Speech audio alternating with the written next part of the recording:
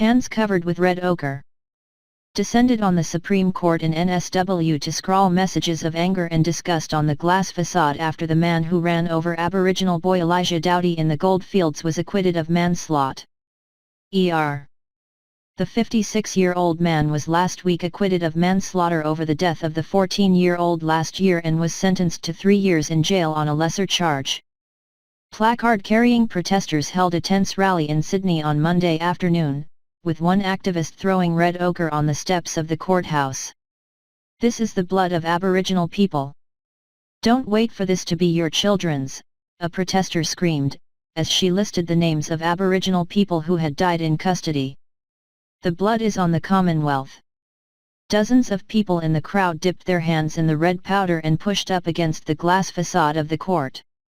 They covered the windows in red handprints and scrawled "Murder and Justice for Elijah" in red letters while public order police moved to block the entrance to the building. Tensions between protesters and police reached boiling point when one man began shouting at officers, challenging them to arrest him, but friends intervened and the crowd dispersed peacefully. The protests follow similar acts after the verdict on Friday in Kalgoorlie and Perth, where the trial was held.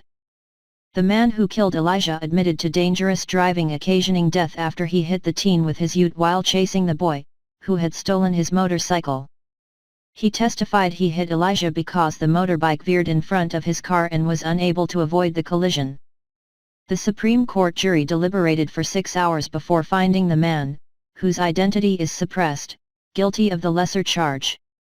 Maine Wyatt, a Kalgoorlie resident and relative of Elijah, said there were inconsistencies in the justice system. "Let's not get this twisted.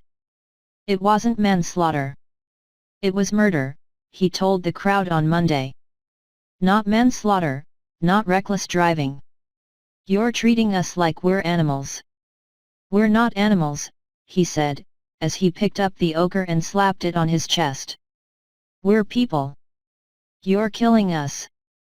Similar rallies and vigils are being held around the country this week.